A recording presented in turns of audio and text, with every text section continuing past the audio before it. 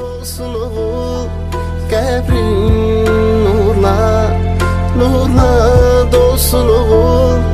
Məkanın cennet, cennet olsun oğul, qəbrin nurla, nurla dolsun oğul. Bugün şehidim köçtü evimizden, itti gözümüzden, ama gitmir kalbimizden. Bugün yine vətən ağlayır, sen uyu şehidim, sen uyu mezarda. Məkanın cennet, cennet olsun oğul, qəbrin nurla, nurla dolsun oğul. Məkanın cennet, cennet olsun oğul, qəbrin nurla, nurla dolsun oğul.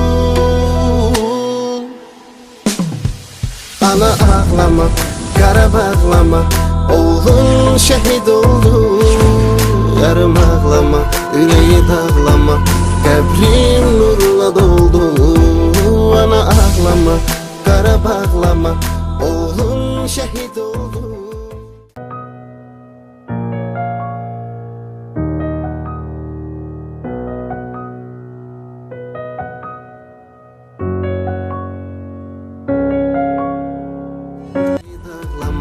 Qəbrin nurla doldu.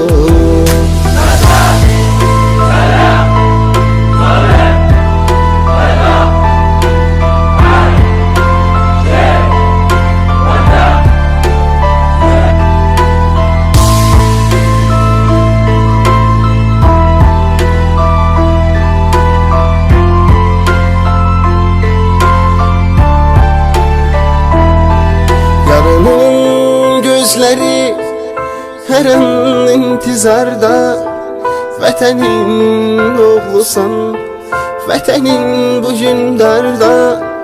Ananın fəryadı duyulur oğlum arda.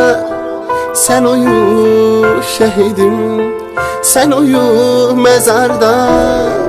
Məkanın cennet, cennet olsun oğul, qəbrin nurla, nurla dolsun oğul. Məkanın cennet,